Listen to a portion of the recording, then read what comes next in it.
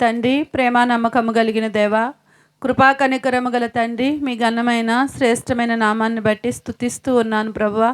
నిజమే తండ్రి, నువ్వు ఆశ్చర్యకరుడు నాయన, నువ్వు ఆశ్చర్య కార్యాలు చేసే దేవుడు అని మరొకసారి సహోదరు చెప్పిన సాక్ష్యాన్ని బట్టి మిమ్మల్ని స్తుతిస్తూ ఉన్నాను తండ్రి. నిజమే నాయన దేవా, నాయన మనుషులు ప్రభా నాయన మరి ఎవరూ కూడా ఆదుకోలేని పరిస్థితుల్లో ప్రభా నీ బిడ్డను మీరు ఆదుకున్నారని ప్రభా నాయన, ఎవరు ప్రభు ఈ లోకంలో నాయన విడిపించలేని ప్రభా ఆ విడుదలను ప్రభ తన కుమారుడికి మీరు అనుగ్రహించారని దేవా నాయన, సహోదరి జీవితంలో ఎన్నో కష్టాలు నష్టాలు చిన్న వయసు నుంచి ఎన్నో బాధలు వాటన్నిటిలో నుంచి కూడా నాయన నీ బిడ్డను ప్రభా నీ కృపచాటును దాచుకుంటూ వచ్చారు ప్రభా. నాయన నీ కుమార్తెగా ప్రభా నిలబడడానికి శక్తినిచ్చారు. అందుని బట్టి కృతజ్ఞతలు తెలియపరుచుకుంటున్నాం తండ్రి. బిడ్డల విషయంలో కూడా మీరు ఎంతో మేలు చేశారు ప్రభా, నీకు స్తోత్రాలు. నిజమే నాయన, నిన్ను ఆశ్రయించు వారికి ఏ మేలు కొదువై ఉండదంటున్నావు నాయన. దేవా నాయన, నీ మీద ఆధారపడిన వారు నువ్వు సిగ్గుపరచనంటున్నావు నాయన. వాగ్దానం ఇచ్చిన దేవుడు, గొప్ప దేవుడు, నమ్మదగిన దేవుడు నాయన. అటువంటి ప్రభు గొప్ప కార్యాలు ఈ కుటుంబంలో జరిగించుకుని ఈ రోజున ప్రభు నాయన నీ పిల్లలుగా మమ్మల్ని ఈ ప్రాంతానికి నడిపించి తండ్రి దేవా నాయన, ఇంతవరకు నీ బిడ్డలు ప్రభు సువార్త ప్రభు ఈ గ్రామం అంతా తిరిగి ప్రకటించటానికి నీ కృప ఇచ్చారు దేవా, నీ కొందనాలు దేవా. ఇదిగో కొన్ని మాటలు తండ్రి దేవా నాయన మరి ప్రభు ప్రకటించటానికి ప్రభు నన్ను నువ్వు బలపరచుకోమని ప్రార్థన చేస్తున్నాను నాయన. దేవ మట్టి ఘటములైన మేము ప్రభు దేవా నీ మాటలు ప్రకటించటానికి ఆత్మ సహాయం అనుగ్రహించమని వేడుకుంటున్నాం తండ్రి. నాయన నీ మాటలు ప్రభు ఎంతో ప్రభు అమూల్యమైనవి, నీ మాటలు ఎంతో ప్రభు నాయన విలువైనవి దేవా. నీ మాటలు తండ్రి ఎంతో ప్రభు నాయన ఆదరించేవి, బ్రతికించేవి తండ్రి. ఈ రాత్రి ప్రభు ఇదిగో నీ మాటలు ప్రభు ప్రకటించబడటానికి ఆత్మకార్యం జరిగించమని దేవా. ఈ స్వరం ఎంత లెక్కైతే వినిపిస్తుందో ప్రతి ఒక్కరితో మీరు మాట్లాడండి తండ్రి దేవా నాయన. ఈ గ్రామం అంతటికి కూడా నాయన నీ రక్షణ భాగ్యం కలగజేయండి ప్రభా దేవా. నీ యొక్క ప్రభా నాయన చిత్తము, నీ ఉద్దేశము ప్రభా ఈ గ్రామం పట్ల ఏమైతే ఉందో తండ్రి మీరు నెరవేర్చుకుని మీ నామానికే మహిమ తెచ్చుకోమని కుటుంబాన్ని ఇంకనూ ప్రభా సంపూర్ణంగా నిజమే సహోదరి ప్రభా తన బిడ్డలకు నా దేవుడు రక్షణ ఉంటే చాలు అని ప్రభా రక్షణ ప్రభ నాయన విలువను ఎరిగి ప్రభా రక్షణ ప్రభ తన కుటుంబానికి కావాలని ఎంతో ఆశతో ప్రాధేయపడుతూ ప్రార్థించమని కోరి ఉండగా మేమందరము కలిసి ప్రార్థిస్తున్నాం. ఈ కుటుంబానికి వారి బిడ్డలందరికీ రక్షణ అనుగ్రహించమని యేసు నామములో ప్రార్థిస్తున్నాను తండ్రి, ఆమేన్. దేవునికి స్తోత్రాలండి. మీ అందరికీ కూడా హృదయపూర్వక వందనాలు. ఈ రాత్రి మరి ఈ యొక్క గ్రామానికి అలాగే ఈ గృహానికి రావడానికి ప్రభు ఏర్పాటును బట్టి, ప్రభు యొక్క చిత్తాన్ని బట్టి ఈ విధంగా మనందరినీ కూడా ఈ గ్రామానికి నడిపించిన ఆ దేవదేవునికి మరొకసారి మహిమ కలుగును గాక, ఆమేన్. ఇందాక మరి సాక్ష్యం చెప్పినట్లుగానే సహోదరి మరి కొన్ని సంవత్సరాలుగా మాకు తెలుసు, ఎన్నో బాధలు ఆమె జీవితంలో చిన్న వయసు చిన్నదైనప్పటికీ కూడా ఆమె పడిన కష్టాలు చాలా వరకు మాకు మరి మా కళ్ళ ముందు ఎన్నో కష్టాలు ఆమె మరి అనుభవిస్తూ ఉంది. నిజంగా మరి ఆమె సాక్ష్యం వింటుంటే సాక్ష్యం కొన్ని మాటలే చెప్పారు, కానీ ఆమె పడిన కష్టాలు ఎన్నో. ఆమె గురించి ఆలోచన చేసినప్పుడు మరి బైబిల్లో దేవుడు ఒక మాటను నాకు గుర్తు చేశాడు. చదువుదాం చూడండి. లూకా సువార్త 1వ అధ్యాయము 27వ వచనం అనుకుంటున్నాను. చూడండి, లూకా సువార్త చెప్తాను. లూకా సువార్త 1వ అధ్యాయము 24వ వచనం. ఆ దినములైన పిమ్మట అతని భార్య మనుషులలో నాకుండిన అవమానమును తీసివేయుటకు నన్ను కటాక్షించిన దినములలో ప్రభు ఇలాగు చేసిననుకుని 5 నెలలు ఇతరులు కంటపడకుండెను. దేవుని స్తోత్రం. ఇక్కడ ఒక కుటుంబం ఉంది, ఆ కుటుంబానికి ఒక అవమానం ఉంది. ఏమండి, ఆ కుటుంబం ఏమనుభవిస్తుందంట? అవమానం. బిడ్డలు లేరనే అవమానంతో ఆ కుటుంబం ఉంది.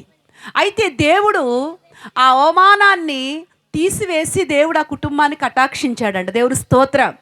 ఈ కుటుంబంలో ఉన్న ప్రతి అవమానాన్ని కూడా దేవుడు తీసివేసి దేవుని కటాక్షం ఈ కుటుంబంపై దేవుడు అనుగ్రహించబోతున్నాడు. అందుని బట్టి దేవునికి మహిమ కలుగును గాక. హల్లెలూయా, హల్లెలూయా. నిజమే. ఎవరైతే ఆయన్ని ఆశ్రయిస్తారో వారిని విడిచిపెట్టే దేవుడు కాదు. దేవుడు ప్రతి ఒక్కొక్కరిని కూడా దిష్టించి చూసేవాడు ఆయన. ప్రతి ఒక్కరి యొక్క స్థితిగతుల్ని కూడా ఎరిగిన దేవుడు ఆయన. కొండ మీద ప్రసంగంలో మత్తయి సువార్తలో 5వ అధ్యాయం దగ్గర నుంచి కొండ మీద ప్రసంగం రాయబడుతుంది. అయితే 6వ అధ్యాయం కూడా కొండ మీద ప్రసంగమే. ఆ కొండ మీద ప్రసంగంలో ఆ అధ్యాయం అంతట్లో కూడా చాలాసార్లు రాస్తాడు. ఏమనంటే, రహస్యమందు చూచుచున్న నీ తండ్రి, రహస్యమందు చూచుచున్న నీ తండ్రి. ఏమండి, దేవుడు ఏమై ఉన్నాడు అంటే తండ్రి అయి ఉన్నాడు.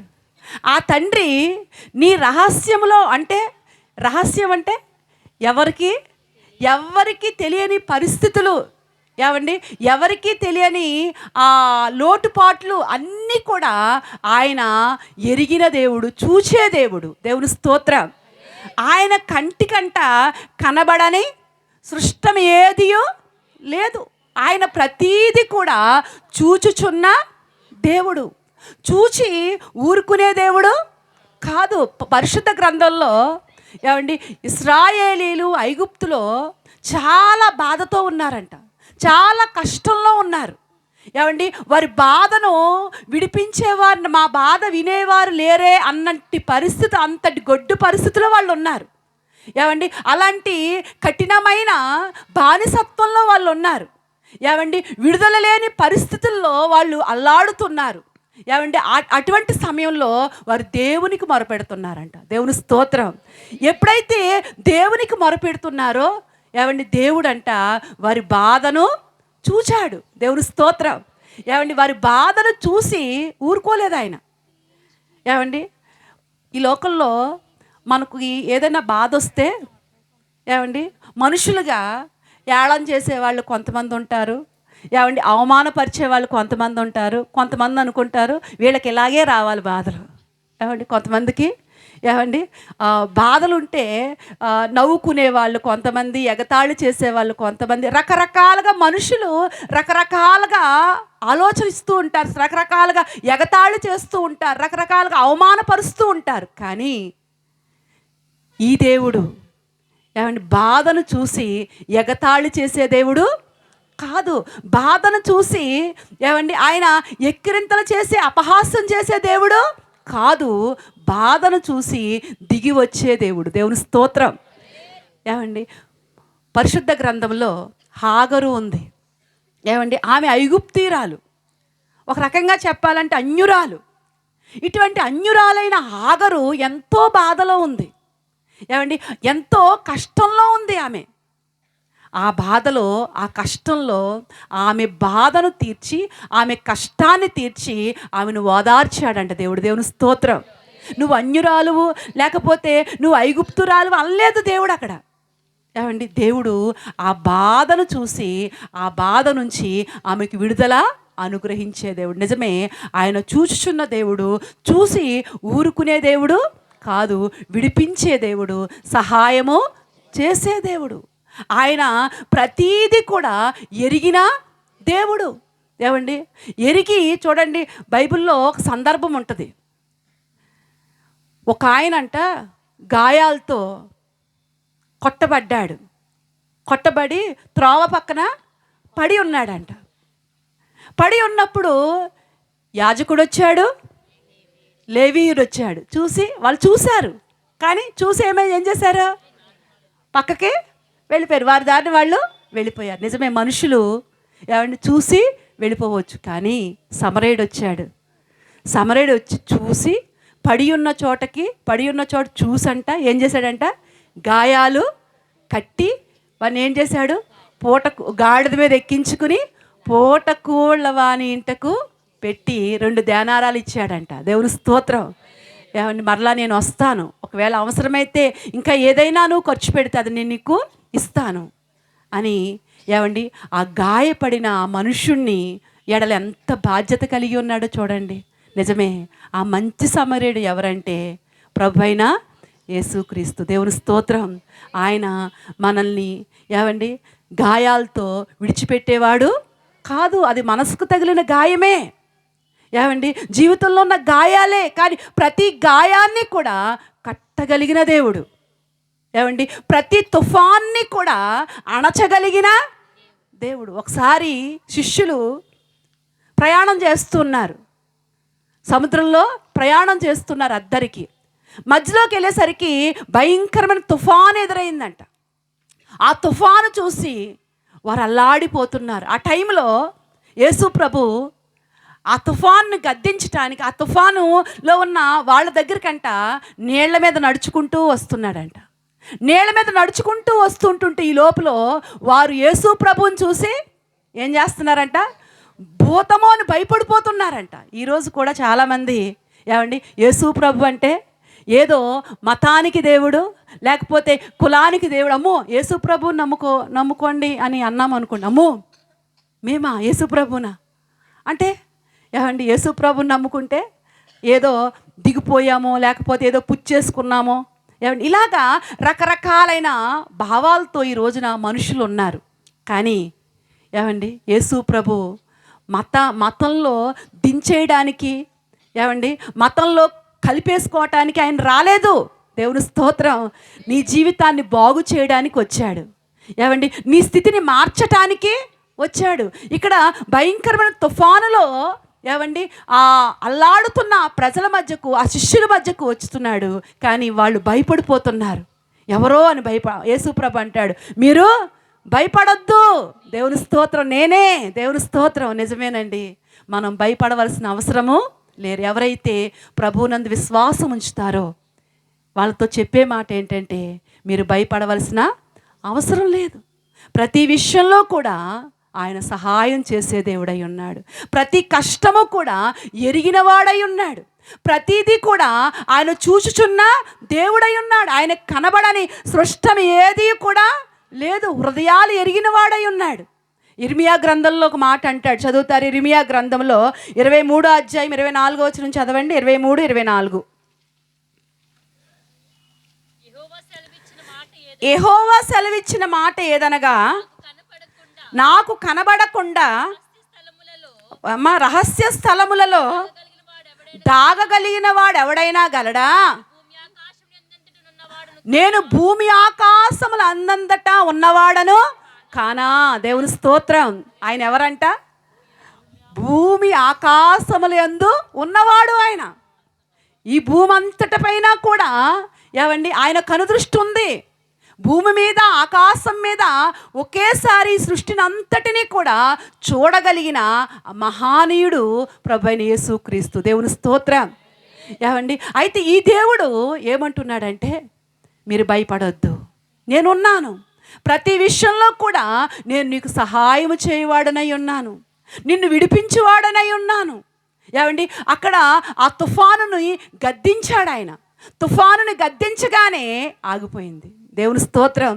ఈ సృష్టి అంతటిపైనే కూడా ఆయన అధికారము కలిగిన వాడు. ఏమండి, ఆకాశము, భూమిలో ఉన్న ఈ ప్రకృతి అంతటిపైన కూడా అధికారము కలిగిన దేవుడు ప్రభువైన యేసుక్రీస్తు. దేవుని స్తోత్రం. నిజమేనండి, ప్రభువైన యేసుక్రీస్తు ఈ లోకానికి వచ్చింది ఎందుకంటే ప్రతి ఒక్క హృదయాన్ని కూడా బాగు చేయడానికి వచ్చాడు ఆయన. ప్రతి ఒక్క హృదయము ఏమైపోయింది అంటే ఆదికాండంలో 6వ అధ్యాయంలో అనుకుంటా, ప్రతివాని హృదయమునంట చెడిపోయి 8 ఆదికాండము 8:11 చదవండి. 8వ అధ్యాయం 11వ వచనం.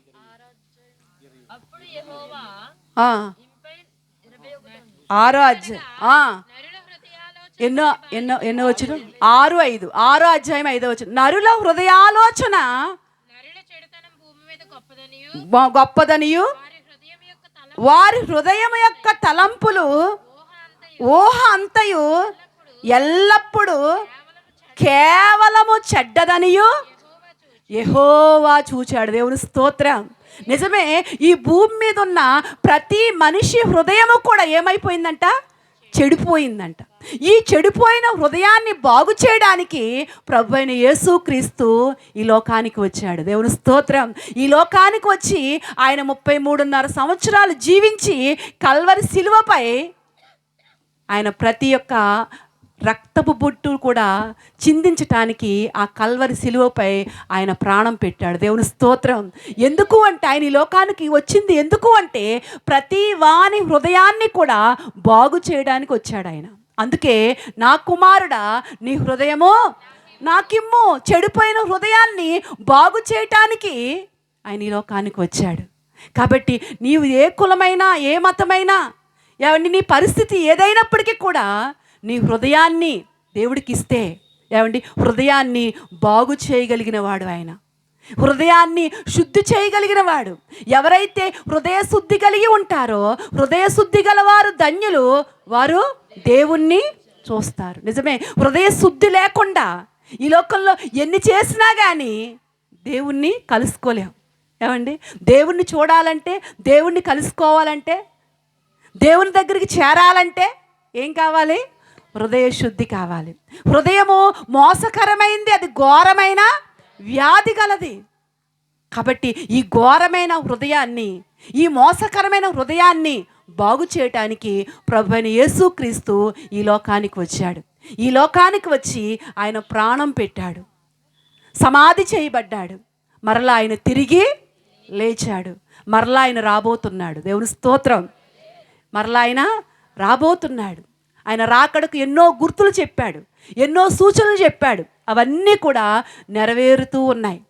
ఎవరైతే ప్రభువునందు విశ్వాసం ఉంచుతారో, ఎవడు ప్రభువునందు విశ్వాసం ఉంచిన వాడు రక్షింపబడతాడు, నమ్మని వానికి శిక్ష విధించబడుతుంది. కాబట్టి ఆయన మతాన్ని స్థాపించడానికి రాలేదు. యోహాను సువార్తలో అంటాడు, నేనే మార్గము, నేనే సత్యము, నేనే జీవమునై ఉన్నానంటాడు. నిజమే, ఎంతోమంది ఈ లోకంలో కూడా గురువులు అనబడుతున్న వారు కూడా ప్రార్థనలు చేస్తూ వచ్చారు. ఏమని? అససోమ స్వర్గమయ, సమసోమ జ్యోతిర్గమయ, మృత్యోమ అమృతంగమయ. అంటే మేము అసత్యములో ఉన్నామయ్యా, మమ్మల్ని సత్యములోకి నడిపించు. ఇదిగో మేము చీకటిలో ఉన్నాం, మమ్మల్ని వెలుగులోకి నడిపించు. మేము మరణములో ఉన్నాం, మమ్మల్ని జీవంలోనికి నడిపించయ్యా అని ప్రార్థనలు చేస్తూ గురువులు అనబడుతున్న వారు ఎంతోమంది ప్రార్థనలు చేస్తూ వచ్చారు. ఏమండి ఆ ప్రార్థనలు, గురువులు ప్రార్థనలు, ఏమండి దేవుని ప్రణాళిక, ఏమండి ప్రభు అయిన యేసుక్రీస్తుని ఈ లోకానికి ఆయన పంపించాడు. దేవుని స్తోత్రం. యేసుక్రీస్తు ద్వారా మార్గం దొరికింది మనిషికి, నిత్య జీవం వెళ్ళడానికి మార్గం దొరికింది. ఏమండి సత్యములో బ్రతకటానికి, వెలుగులోకి రావడానికి యేసుక్రీస్తు ఆయన ఈ లోకానికి వచ్చి మార్గాన్ని చూపించాడు. దేవుని స్తోత్రం. ఎవరైతే ప్రభువునందు విశ్వాసం ఉంచుతాడో, ప్రభువునందు విశ్వసించిన వాడు ఏమండి మరణములో నుండి జీవములోనికి దాటి వెళ్తాడంట. కాబట్టి ఆ జీవాన్ని ఇవ్వటానికి ప్రభు అయిన యేసుక్రీస్తు ఈ లోకానికి వచ్చాడు. ఆయన ఒక మతస్థాపకుడిగా ఈ లోకానికి రాలేదండి. ప్రతి మనిషిని కూడా ప్రేమిస్తున్నాడు ఆయన. ఆయన ప్రేమ ప్రతి మనిషిపై కూడా ఉంది. కనుకనే ప్రతి మనిషిని కూడా రక్షించాలని ఆయన కలువరి శిలువలో ప్రాణం పెట్టాడు. ఎవరిని కూడా త్రోసివేసే దేవుడు కాదు. బూదిగంత నివాసులారా నా వైపు చూసి రక్షణ పొందండి, దేవుడను నేనే, మరి ఏ దేవుడు లేడు. నిజమే, యేసు ప్రభువుని ఎప్పుడైతే విశ్వసిస్తావో అప్పుడే దేవుని దాహం తీరుతుంది. అప్పటి వరకు కూడా నువ్వెన్ని చేసినా కానీ ఏమండి ఇంకా ఏదో కొత్తది వచ్చిందంటే దాని మీదకి మళ్ళీ మనసు లాగుతూ ఉంటుంది. కానీ యేసు క్రీస్తు దగ్గరికి ఎప్పుడైతే నువ్వు వస్తావో అప్పుడు దేవుని దాహం తీరిపోద్ది. దేవుని స్తోత్రం. ఏమండి ఆయనే నా ప్రాణం, ఆయనే నా జీవం అని నువ్వు చెప్పగలదు. మేము ఎలా చెప్తున్నామో నువ్వు కూడా ప్రభువుని రుచి చూస్తే, అందుకే అంటాడు యెహోవా దయాళుడని రుచి చూసి తెలుసుకోండి. ఏమండి రుచి చూస్తేనే ఏమండి ఏదైనా టేస్ట్ తెలుస్తుంది. అలాగే దేవుణ్ణి మరి ఏదో మరి కడజాతి దేవుడు, లేకపోతే ఏదో ఇది కులానికి చెందిన దేవుడు అని నీవు అలా ముద్ర వేసుకుని ఏమండి ఆ ఆలోచనతో ఉంటే నీవు శిక్షను తప్పించుకోలేవు. నువ్వు ఒకరోజు శిక్ష ఉంది, భయంకరమైన శిక్ష. ఆ శిక్ష నుంచి తప్పించుకోవాలంటే ప్రభు అయిన యేసుక్రీస్తే అందుకు మార్గమై ఉన్నాడు. అందుకనే యేసుక్రీస్తునందున్న వారికి ఏ శిక్ష విధియూ లేదు అంటున్నాడు. కాబట్టి శిక్ష నుంచి తప్పించటానికి ఆయన ఈ లోకానికి వచ్చాడు. కాబట్టి ప్రభువైన యేసుక్రీస్తునందు విశ్వాసం ఉంచు. నీ పరిస్థితులన్నిటిలో కూడా నీకు సహాయం చేయువాడై ఉన్నాడు, నిన్ను విడిపించేవాడై ఉన్నాడు. నీకు సహాయం చేయటమే కాదు, ఆ నరక శిక్ష నుంచి కూడా నిన్ను విడిపించి పరలోక రాజ్యానికి తనతో పాటు వారసునిగా ప్రభువైన యేసుక్రీస్తు ఎటువంటి మహిమలో ఉన్నాడో అలాంటి మహిమను ఈ లోకంలో రక్షింపబడిన వారందరికీ కూడా అనుగ్రహించు దేవుడై ఉన్నాడు. ఎందుకంటే ఆయన మనకు తండ్రి. ఇందాక సహోదరు చెప్పింది కదా, తండ్రి అయినా ఆయనే, భర్త అయినా ఆయన. నిజమే, నిన్ను సృష్టించిన వాడే నీకు భర్త అయి ఉన్నాడు అన్నాడు. నిజమే, ప్రతి స్థానాన్ని కూడా పూడ్చే దేవుడు ఆయన. ఏమండి, ప్రతి ఈ లోకంలో ఏ ప్రేమ, తండ్రి ప్రేమ కొదువైనా, భర్త ప్రేమ కొదువైనా, బిడ్డల ప్రేమ కొదువైనా, అన్ని ప్రేమలు కూడా ఆయనలో పొందే ఆ కృపను దేవుడు అనుగ్రహించేవాడై ఉన్నాడు. దేవుని స్తోత్రం. ప్రతి ఈ లోకంలో ఏ బంధం ద్వారా వచ్చే ప్రేమ అయినా కానీ క్రీస్తు ద్వారా ఆ ప్రేమను మనము ఏమని పొందుకోగలదు. అటువంటి గొప్ప దేవుడు ఈయన. కాబట్టి ప్రభువుని మరి తెలుసుకోండి, ప్రభువునందు విశ్వాసం ఉంచండి. మీరు కూడా ఈ గొప్ప రక్షణ పొందాలని ఆశిస్తూ నేను ఈ మాటలు ముగిస్తున్నాను. దేవుడి మాటలు దీవించునుగాక. ఆమేన్. ప్రార్థన చేసుకుందాం. చిన్న ప్రార్థన చేసి దైవజనులకి సమయం ఇస్తాను.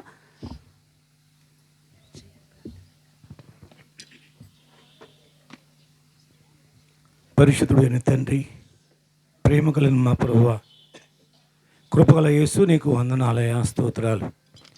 ఈ రాత్రి కాలం మందు ఈ రీతిగా మరి అనేక విషయాలు మా ముందు పెట్టావు తండ్రి. నువ్వెంతైనా గొప్ప దేవుడు అయ్యా, నువ్వు ఆశ్చర్యకరుడువు, ఆలోచనకర్తవు తండ్రి. నీకు స్తోత్రం. ఈ రాత్రి నీ మాటలు ప్రకటిస్తూ ఉండగా నీ మాటల్లో సారాంశాన్ని అనేకులకు అనుగ్రహించి ప్రభు ఆదరించండి, బలపరచండి, దీవించి ఆశీర్వదించి మహిమ తెచ్చుకోమని యేసు నామములో ప్రార్థన చేయుచున్నాను మా పరమ తండ్రి. ఆమేన్. ప్రభునందు ప్రియులారా, కొద్ది మాటలను మనం విన్నాము. కొద్ది మాటలు మనము ఆలోచన చేద్దాం. దేవుడైన యొక్క ప్రభు ఈ సమస్తమును సృష్టించిన సృష్టికర్తని పరిశుద్ధ లేఖనాలు తెలియజేస్తున్నాయి. ఆ సృష్టికర్త అనే దేవుడు ఈ లోకంలో ఒక గ్రంథాన్ని ఇచ్చాడు. ఆ గ్రంథమే పరిశుద్ధ గ్రంథం, దాని బైబిలు అని అంటాం. ఆ గ్రంథం పేరు పరిశుద్ధ గ్రంథం. ఎందుకు పరిశుద్ధ గ్రంథం అయ్యింది అంటే దేవుడు పరిశుద్ధుడు కనుక ఆయన రాంచినటి గ్రంథం ఈ భూమి మీద దానికి పరిశుద్ధ గ్రంథమని ఏర్పాటు చేయబడింది. ఎందుకు ఈ పరిశుద్ధ గ్రంథం అని చూసినప్పుడు, ఈ పరిశుద్ధ గ్రంథం దగ్గరికి వచ్చినప్పుడు ఎన్నో గొప్ప సంగతులు మనకు అర్థమవుతాయి. అనేక గొప్ప సంగతులు తెలుసుకోవడానికి అవకాశం ఉంటుంది. ఎంతోమంది ఈ గ్రంథం దగ్గర రాకుండా దీన్ని ద్వేషించినట్టు వారు కూడా లేకపోలేదు. అయితే ఈ గ్రంథంలో ఏముందని చదివినప్పుడు వాళ్ళకి అనేక సత్యాలు వాళ్ళకి అర్థమయ్యాయి. మానవుని మనుగడ, మానవుని యొక్క ఉనికి, దేవుని యొక్క ఉనికి, ఈ సృష్టి యొక్క రహస్యం, ఇవన్నీ కూడా దేవుడు ఈ గ్రంథంలో పొద్దుపరిచాడు, దీంట్లో ఉంచాడు. మనం ఈ గ్రంథాన్ని చదివినప్పుడు మొట్టమొదటిగా నేనేంటో నాకు అర్థమవుతుంది, నువ్వేంటో నీకు అర్థమవుతుంది. కాబట్టి మనిషిని దేవుడు ఎందుకు చేశాడు, మనిషిని చేయటంలో ఆయన ఉద్దేశం ఏంటి అనే విషయాలు కూడా మనకు అర్థమవుతూ ఉంటాయి. అలాగే దేవుడు అంటే ఎవరు, దేవుడు ఎక్కడున్నాడు, దేవుడు ఏం చేస్తున్నాడు, లేక దేవుళ్ళు ఒక్కడా అనేకులా? ఈ రోజున అనేక మంది కూడా చెప్పే మాట చాలా ఏమండి స్పష్టంగా చెప్తున్నారు, ఒక్కడే దేవుడు అని. ఆ ఒక్కడైన దేవుడు ఏమై ఉన్నాడు అంటే పరిశుద్ధుడై ఉన్నాడు. ఆ పరిశుద్ధుడైన దేవుడు గురించి ఒక మాట చూద్దాం. చూడండి, యెషయా గ్రంథం 45వ అధ్యాయం 11వ వచనము, తర్వాత 12వ వచనం కూడా అవసరం చదువుదాం. యెషయా గ్రంథము 45వ అధ్యాయం 11వ వచనం. ఇశ్రాయేలు పరిశుద్ధ దేవుడగు సృష్టికర్త అయిన యెహోవా ఈ మాట చలవిచ్చుచున్నాడు. ఎవరైనా? పరిశుద్ధ దేవుడైనటి ఇశ్రాయేలు యొక్క దేవుడు. ఆయన సృష్టికర్త. ఎవరండి? సృష్టికర్త. సృష్టికర్తలు కాదు, సృష్టికర్త. గమనించాలి. భూములు కాదు, భూమి. ఆకాశం, గాలులు కాదు, గాలి. ఇదంతా చూసినప్పుడు ఏకవచనం కనిపిస్తుంది. తండ్రులు కాదు, తండ్రి. తల్లులు కాదు, తల్లి. దేవుడు ఆయన ఇశ్రాయేలు యొక్క పరిశుద్ధ దేవుడు. ఆయన గురించి ఏమి రాయబడిందంటే సృష్టికర్త అయిన యెహోవా. సృష్టికర్త అయినటి యెహోవా. ఈయన సృష్టికర్త. ఇంకొక మాట అక్కడ 12వ వచనం చదువుదాం. 12వ వచనం. భూమిని కలగజేసిన వాడను నేనే. చెప్తున్నానండి, భూమిని కలగజేసిన వాడను. ఈ మాట ఎప్పుడైనా ఎక్కడైనా ఎవరైనా చెప్పి ఉండడం విన్నారా? కనుగొన్నారా? ఎక్కడైనా చదివారా? గమనించండి, దేవుడు అంటున్నాడు ఇశ్రాయేలీయుల యొక్క పరిశుద్ధ దేవుడైనటి యెహోవా, సృష్టికర్త అయినటి యెహోవా ఈ మాట చెప్తున్నాడు. ఏమంటున్నాడు? భూమిని కలగజేసిన వాడను నేనే, దాని మీదనున్న నరులను నేనే సృజించి తిని. నరులను చేసినవాడు అంటే మానవ జాతిని నిర్మించినట్టు వాడు అయినట్టు యొక్క దేవుడు అంటున్నాడు, నేనే ఈ సమస్తాన్ని కలగజేశాను, ఈ సృష్టిని కలగజేశాను. సమస్త సృష్టికి కారణభూతుడు ఆయన. ఈ భూమి మీద ఉన్నట్టు నరులను నేను చేశాను, నేను సృష్టించాను వారిని అని ఎవరైతే సృష్టించారో, ఎవరైతే సృష్టించారో, ఎవరైతే కలగజేశారో, ఎవరైతే సృష్టికర్త అయి ఉన్నారో ఆయన చెప్తున్నాడండి ఈ మాట. ఏమండి, ఈ బిల్డింగ్ ఎవరిదండి అంటే నాది అని ఎవరంటారు?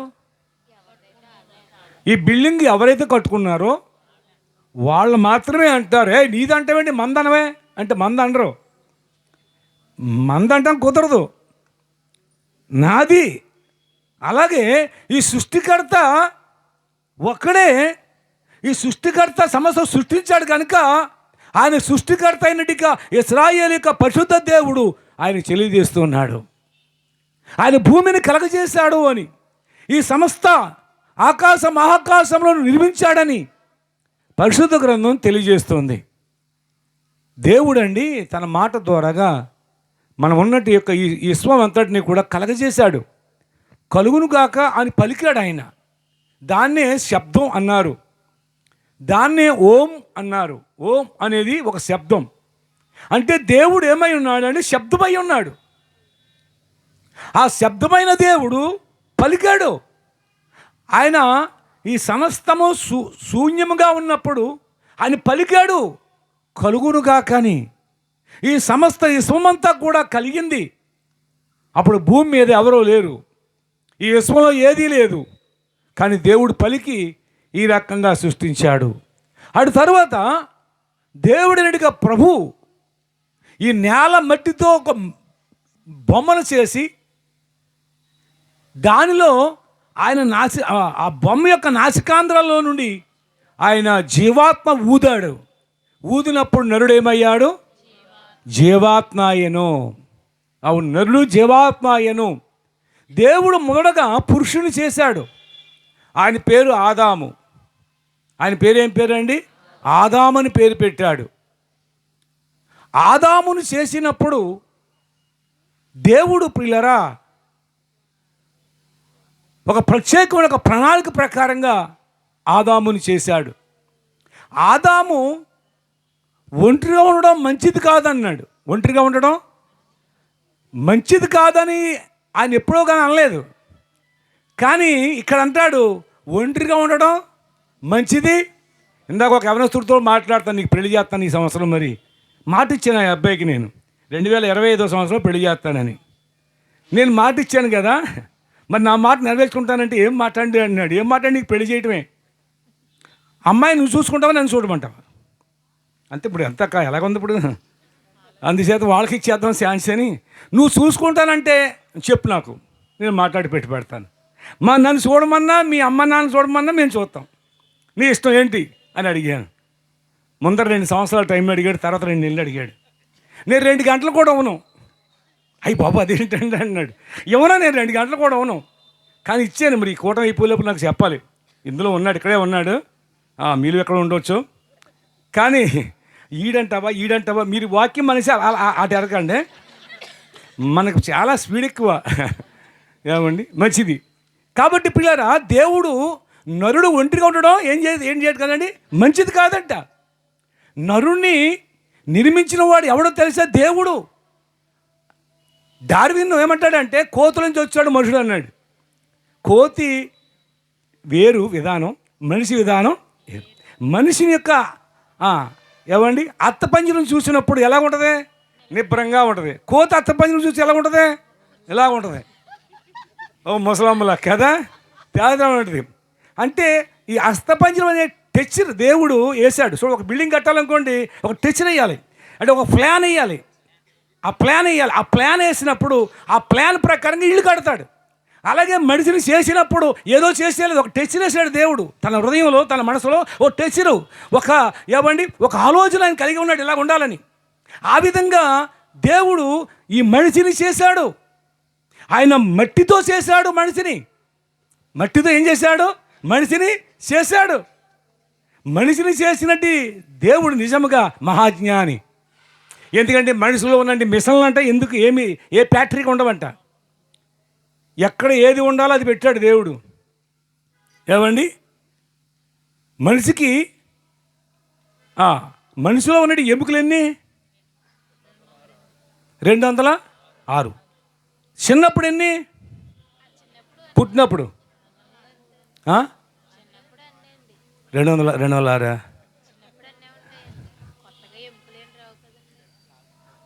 పుట్టినప్పుడు చిన్న వయసులో ఉన్నప్పుడు 300 ఎముకలండి. డాక్టర్ని అడగాలని చెప్తారు మీకు. 300 ఎముకలు ఉంటాయండి. పెద్ద దిగుకొలది రాను ఎముకలు కలిసిపోతాయి. అర్థమైంది? అలా కలిసిపోగా ఇంకా పెద్ద వయసు వచ్చినప్పటికి 206 లెక్కలోకి వస్తాయి ఎవరికైనా. ఈ చేతికి ఎన్ని ఎముకలు,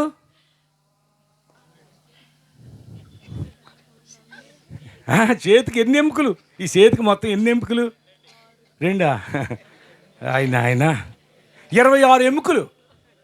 ఒక చేతికి మనిషికి 26 ఎముకలు. ఈ చేతికి ఒక 26, ఈ చేతికి ఒక 26. కాలుకి ఎన్ని, గన్ని అంతేనండి. ఏమండి, కాలుకి 27 ఎముకలు. ఈ కాలుకి ఒక 27, ఈ కాలుకి ఒక 27. తలలో ఎన్ని ఉన్నాయి, అది కూడా మీరు చెప్పండి, ఇవన్నీ మాకెందుకు అన్నట్టుగా చూస్తున్నారు.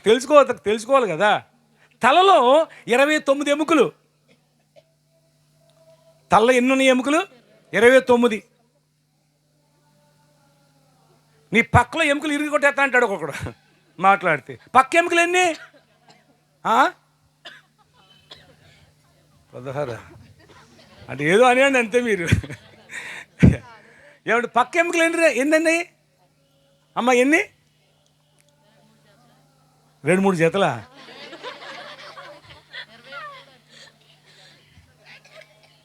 ఇటు 12, ఇటు 12 జతలండి మనకి.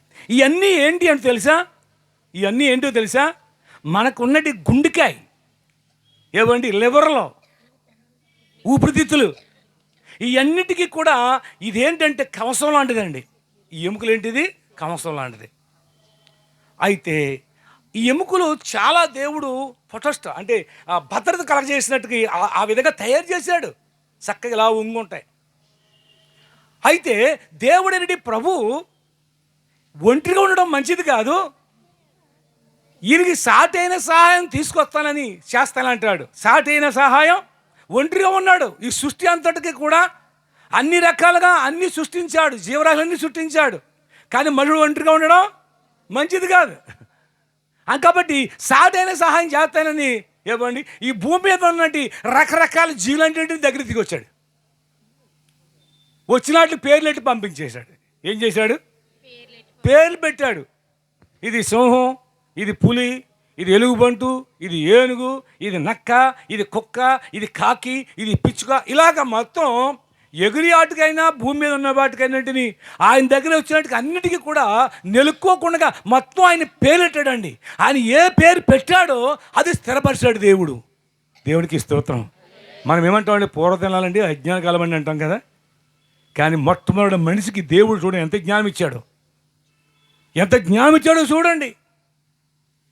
దేవుడు ఆయన స్వరూప్యంలో ఆయన పోలికల్లో నరుని చేశాడు, పురుషుని చేశాడు. అయితే ఈ పురుషుని ద్వారా స్త్రీని చేసి ఈ ఆదాముకి ఇవ్వాలనుకున్నాడు. అయితే ఈ పురుషుని ద్వారా దేవుడు సాటైన సహాయం ఇవ్వాలనుకుని దేవుడు ఏం చేశాడంటే, చూడండి 2:21 ఆదికాండం.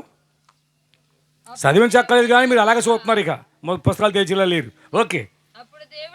అప్పుడు దేవుడైన యెహోవా ఆదామునకు గాఢ నిద్ర ఏంటండి? గాఢ నిద్ర కలగజేసి అతడు నిద్రించినప్పుడు అతడు పక్కటెముకలలో ఒక దాన్ని తీసి ఆ చోటును మాంసముతో పూడ్చివేశాను. గమనించండి, పక్కలో ఉన్నటి ఒక ఎముకను ఈ పురుషుల్లో ఉన్నట్టు ఎన్ని ఎముకలు ఇయ్యే? 12 జతలు. కుడివైపునటి ఒక ఎముకను తీసేశాడు మెల్లిగా. ఏమండి, ఇంకెన్ని ఉంటాయని అడిగాను నేను, భలే కంగారి. కాబట్టి ఏమండి, ఎముక తీసి ఈ పక్కన ఎముక తీసేసి స్త్రీగా చేశాడట. దేవునికి స్తోత్రం. ఇప్పుడు పురుషుడికి ఎన్ని ఎముకలు ఉన్నాయి? 23.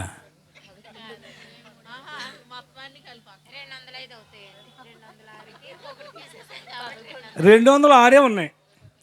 ఆయన ఎముక తీశాడు.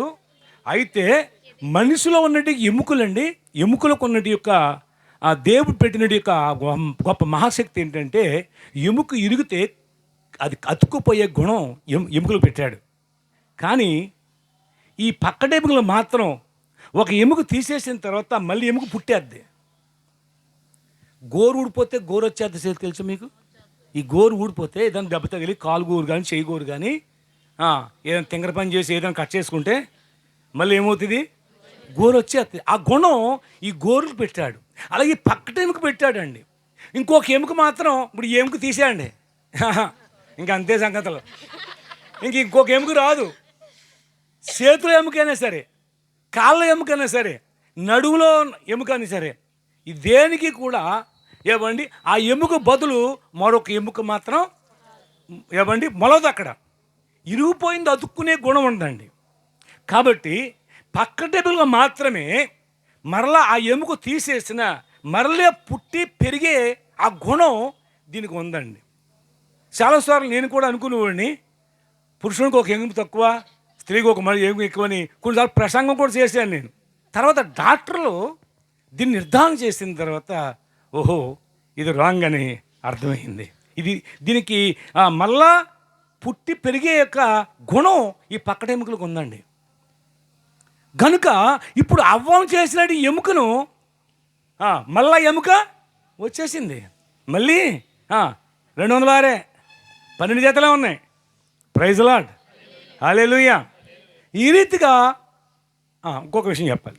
మనిషికి ఉన్నట్టు ఎముకలన్నిటికంటే అన్ని ఎముకలు కూడా ఎదుగుతాయి, కానీ ఒక ఎముక ఎదగదు. పుట్టినప్పుడు ఎంత ఉందో ఎముక చచ్చిపోయే వరకు అంతే ఉంటుంది సైజు. ఏ ఎముక చెప్తారా? చెవి ఎముక. God bless you. ఈ చెవికొన్నటి ఒక ఎముక ఉంటుందండి, ఆ వంపుక. ఆ ఎముక మాత్రం పుట్టినప్పుడు, పిల్ల పుట్టినప్పుడు ఎంత అయితే సైజు ఉందో చచ్చిపోయే వరకు కూడా అంతే సైజు ఉంటుందండి. ఆ ఎముక పెరగదండి. కనవ ఎముకలన్నీ కూడా మనిషితో పాటు పెరుగుతూ ఉంటాయి. ప్రైజ్ లార్డ్, హల్లెలూయా. 1851 సంవత్సరం నుండి 1870 సంవత్సరం వరకు ఆ మధ్యకాలంలో జరిగినటి ఒక గొప్ప సంగతి ఏంటంటే, జేమ్స్ విల్సన్ ఏదో ఉందండి పేరు. ఆయన మెడిసిన్ చదువుతున్నప్పుడు ఆయన ట్రైనింగ్ ఇస్తున్నారు, ప్రాక్టికల్లో ఆయన పాలు పొందుతున్నాడు.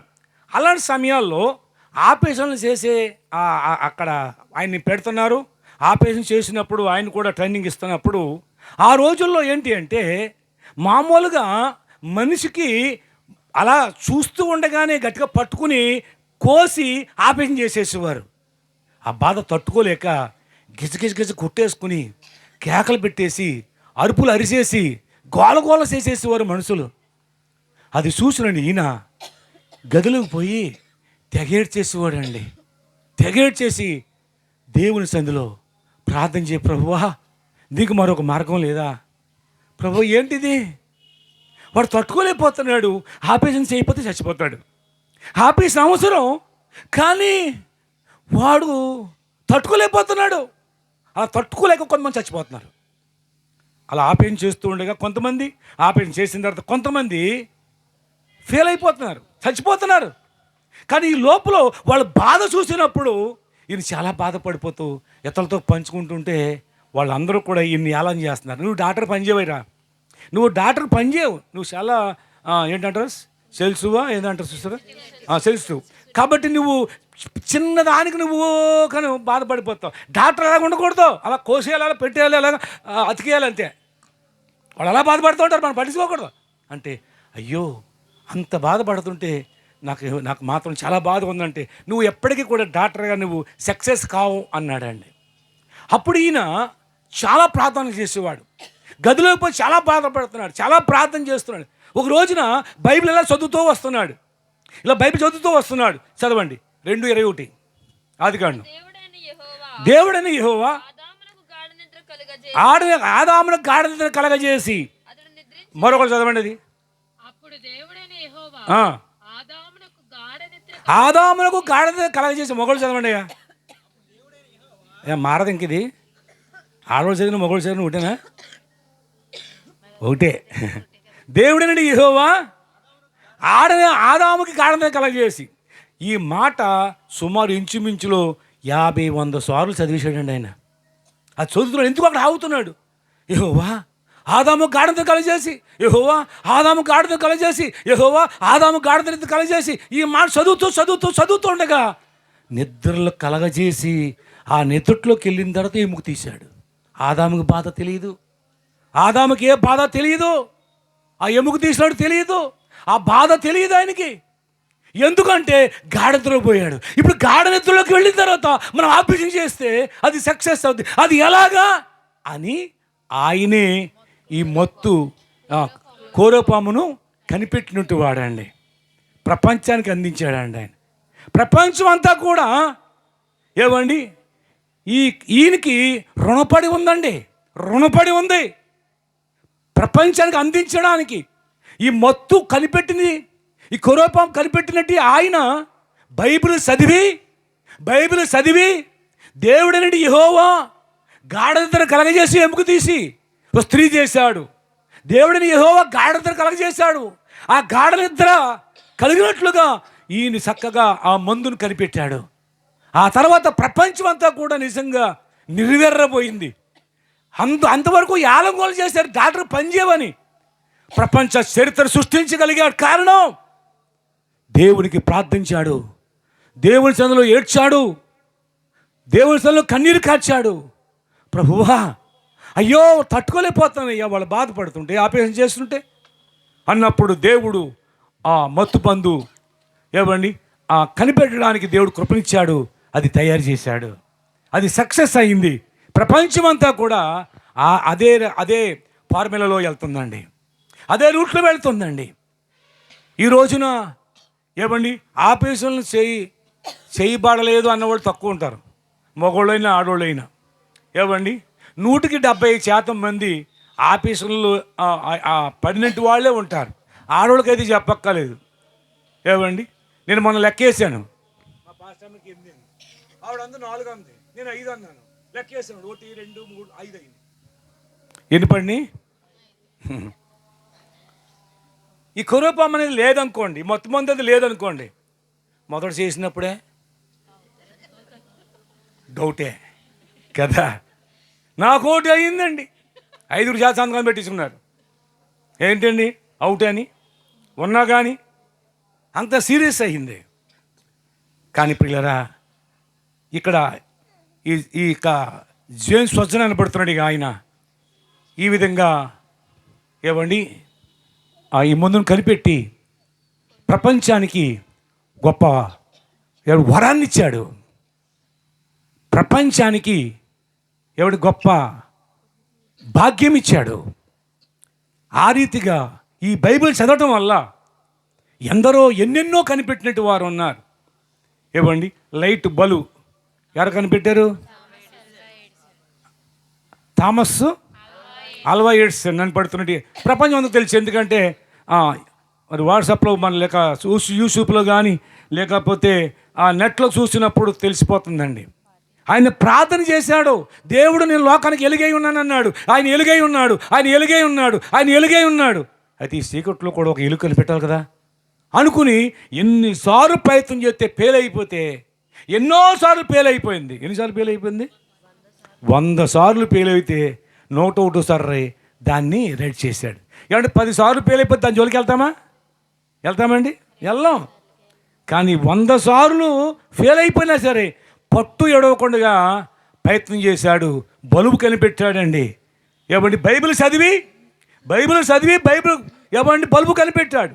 ఇలాగ బైబిల్ చదివి ప్రపంచానికి 60% ప్రపంచానికి ఉపయోగకరమైనది ఎన్నో దయచేశారు. షెల్ ఉంది కదండి, షెల్. ఇప్పుడు షెల్ లేనివాడు ఎవడున్నాడు కదా. షెల్ కనిపెట్టినట్టు వాడు బైబిల్ చదివి షెల్ కనిపెట్టాడు. షెల్ కనిపెట్టినట్టు వాడు క్రైస్తవుడండి. ఇలా చూసుకుంటూ పోతే ఏమండి బైబిల్ చదివి ఈ ప్రపంచానికి, ప్రపంచ మనుగడకు, ప్రపంచ అభివృద్ధికి ఎంతో దోహదపడ్డారు, ఎంతో సహాయపడ్డారండి. అవును, ఈ రాత్రికాల సమయంలో ఒకప్పుడు నేను యేసు ప్రభువుని ద్వేషించినట్టు వాడిని, యేసు ప్రభువుని అసహించుకున్నాను. ఇది అమెరికా వాళ్ళ మతం అన్నాను, ఇది కడజాతి వారి మతం అన్నాను.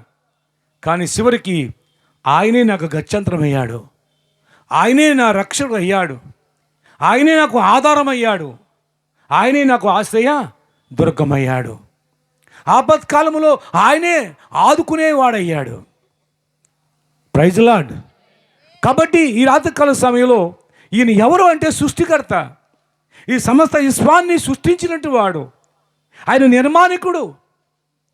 ఆయన లేకుండా ఏదీ లేదండి. చాలాసార్లు ఏమండి ఆయన పక్కన పెట్టాలని చూస్తూ ఉంటారు. దేవుడు లేడంటారు కొంతమంది నాస్తికులు, దేవుడు లేకుండా చూస్తారు. ఇప్పుడు కాల్పోనియాలో ఏమండి ఎంత బీభత్సమండి. బైబిల్ గ్రంథంలో సోదొమ మోగర అనే పట్టణాల్లో పాపానికి పరిహారంగా దేవుడు అగ్గి గంధకాలు కురిపించి తగలబెట్టేశాడండి. ఇప్పుడు కూడా ఏ మొక్క మొలదు అక్కడ. ఈ కాల్పోనియా అని పడుతున్నాడు ఇక రాష్ట్రంలో సుమారుగా 1000 ఎకరాలు, లక్షల ఇళ్ళు, లక్షల కోట్ల విలువ చేసే ఆస్తి కొంతమంది మనుషులు కూడా బూడిదైపోయారండి. అయితే ఏం జరిగిందో తెలుసు అక్కడ. అలా జరగడానికి కారణం ఏంటి? పాపం. అలా జరగడానికి కారణం ఏంటండి? పాపం. ఆ దేశంలో ఆ మధ్యలో ఒక పెద్ద సీనియర్ హాలీవుడ్ బాలీవుడ్ మొత్తం అందరూ కూడా అంటే ప్రపంచాన్ని శాసించేదండి అక్కడే ఉంది. ఏమండి మన వార్తల్లో చాలామంది దానికి మనం చూసాం. కాబట్టి అక్కడ అనేక మంది వచ్చారు, అనేక మంది బహుమానాలు పొందుకున్నారు. ఏమండి ఎన్నో రకరకాలుగా వారిని మరి గణపరిచారు, కీర్తించారు. ఆ సమయంలో అక్కడ ఒక గొప్ప ధనికురాలు ఒక సినీ యాక్టర్ అండి. అక్కడ చెప్తున్న మాట ఏంటి అంటే, ఇదిగో ఈయనకి ఇన్ని మార్కులు, డైరెక్టర్కి ఇన్ని మార్కులు, ఏమండి ప్రొడక్టర్కి ఇన్ని మార్కులు, నిర్మాతకి ఇన్ని మార్కులు, హీరోకి ఇన్ని మార్కులు, హీరోకి ఇన్ని మార్కులు, ఏమండి ఇలాగా అందరికీ మార్కులు వేసింది. దేవుడికి 0. దేవుడికి ఎన్నంట 0. అంటే మా ముందు దేవుడు ఎందుకు, మా ముందు దేవుడు పనికిరాడు అని ఎంత స్పష్టంగానో ఆ మాట వినిపిస్తున్నారండి. ఎంత దారుణం చూడండి. గర్వం, వారి గర్వం నెత్తికెక్కింది. ఏమండి కొంతమందికి అంట ఏ ముక్తి అంట, కన్నులు నెత్తినికి వచ్చిన వారికి తరము కలదంటాడు. కన్నులు ఎక్కడికి వచ్చినాయి అంట, నెత్తుకొచ్చినాయి అంట. నెత్తుకొచ్చినాడు. ఒక ఆయన చెప్తాడు సాక్ష్యం. ఏమండి ఆయన ఎండిగా ఒక ఉన్నతమైన స్థాయిలో ఉన్నాడు, కోట్ల రూపాయల బిజినెస్ చేస్తున్నాడు, చాలా అభివృద్ధి చెందాడు.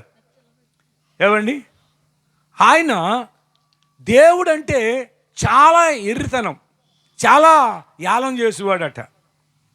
తన భార్య ఒక రోజున ప్రార్థన చేసుకోవడం చూసి, బైబిల్ చూసి, బైబిల్ కావాలో నేను కావాలి, బైబిల్ కావాలి నాకు ఇడవ సీట్ ఇచ్చానట. ఇంకా ఆమె పని మనిషికి ఇచ్చేసి బైబిల్ ఆయన లేనప్పుడు బాత్రూంలోకి వెళ్ళి చదువుకునేదట. ఏమండి బాత్రూంలోకి వెళ్ళి కాల్సిందట. అకస్మాత్తుగా ఏమైందంటే తల్ల కిందలుగా ఉన్న ఉద్యోగం ఊడిపోయింది, ఆస్తి అంతా పోయింది. ఆయన ఒక్క తంతు అంతే ఇక్కడికి వచ్చి పడ్డాడు. అర్థమైందండి, బికారోళ్ళలాగా పడ్డాడండి. ఓ రోజు నా 10 రూపాయలు పోనీ అంట, ఇంట్లోనే ఎక్కడో పెట్టి కనిపించలేదంట. 3 రోజులు ఇదికేటంట. 10 రూపాయల కాంతి విలువ. కోట్ల రూపాయలు వచ్చినప్పుడు ఆయన విమానంలో వచ్చేవాడంట. విమానంలో కేజీఎఫ్ కదా, కేజీఎఫ్లో ఎక్కి ఇక్కడికి వచ్చేవాడండి, ఆంధ్ర వచ్చేవాడండి. ఏమండి గన్నవరంలో దిగేవాడు. వాళ్ళ భార్య పిల్లల్ని బస్సు ఎక్కరండి, ట్రైన్ ఎక్కరండి అని ట్రైన్ టికెట్లు తీసుకోవడం వాళ్ళకి. ఈయన ఫ్రెండ్స్తో 5-6 ఫ్రెండ్స్తో కొన్ని వేల రూపాయలు పట్టుకుని వచ్చేవాడట. అవన్నీ తగలబెట్టేసి వీళ్ళు మళ్ళీ బస్సులో రమ్మని ఈయన వెళ్ళిపోయేవాడు. అంటే ఆయన ఊరు మా ఊరే, అత్తూరు పక్కన కావలపురం అనమాట. ఆయన అంటున్నాడు ఒక రోజున, నా కన్నులు నెత్తికొచ్చి ఉండగా ఒక్క తన్ను తన్నాడు, ఇక్కడ వచ్చి పడ్డాను నేను. 10 రూపాయల కోసం 3 రోజులు ఎదిగాను. ఇప్పుడు ఇలువ తెలిసింది నాకు. ఇప్పుడు సేవకుడు అయ్యాడు. మంచిది, దేవునికి స్తోత్రం కలుగును గాక. పశ్చాత్తాపడ్డాడు. అవునండి, ఎంత దారుణంగా, ఎంత భయంకరంగా. ఏమంటే దేవుణ్ణి పరచకూడదండి. ఆయన సృష్టికర్త అయినా, నీకు గాలి ఇచ్చేవాడు ఆయనే, నీరిచ్చేవాడు ఆయనే, ఏమండి ఎలుతురిచ్చేవాడు ఆయనే, నీవు విత్తనం వేస్తే మొలిపించేవాడు ఆయనే. ఇన్ని రకాలుగా నీకు దయచేస్తుంటే ఏమండి దేవుడు లేడనేవాడు ఒకడో, ఉంటే ఎక్కడున్నా కనపడాలని ఒకడో. ఏమంటే దేవుడు కనపడితే మనుషుడు బతుకుతాడా అంటే బైబిల్ ఏం చెప్తుంది అంటే, దహించు అగ్ని. దేవుడు ఎలాంటోడు? అగ్ని ముందు ఎవడన్నా నిలబడతాడా? ఆ కారు స్విచ్ వస్తుంటే కార్లు వదిలిపెట్టేసి, ఆ కార్లు ఇలువంట 50 లక్షలు, 1 కోటి రూపాయలు, 2 కోట్లు, 10 కోట్లు, 20 కోట్లు, 50 కోట్లు, 100 కోట్లు కారు అంట. ఒక్కో కారు వచ్చి ఇలువ. అవన్నీ వదిలేసి ప్రాణం దక్కి చూడ పరుగు. ఎందుకంటే కళ్ళు నెత్తి మీదకి వచ్చినాయి వాళ్ళకి. దేవుడు తీర్పు అలా ఉంటుందండి పిల్లారా. దేవుడు ఆ నవోకాలంలో చెప్పాడు, నేను మరలా ఇలాగా తుడిచివేయను కానీ ఆయన కోపం వచ్చినప్పుడు అక్కడక్కడ మాత్రం సొరకలు వేస్తానన్నాడు ఆయన. అదే సొరక, అది హెచ్చరిక. ప్రభువు రాకడ, రెండో రాకడ రాబోతుంది. ప్రభువు రాకముందే ఈ సువార్త ప్రకటించాలి. ప్రతి ఒక్కరు రక్షణ పొందాలి. ఎందుకు అంటే ప్రతి ఒక్కరు కూడా శిక్షలో ఉన్నారు, పాపంలో ఉన్నారు. బైబిల్ చెప్తుంది, ఏ భేదము లేదు, అందరూ పాపము చేసి దేవుడు అనుగ్రహించు మహిమను పొందలేకపోతున్నారని చెప్పబడుతుంది.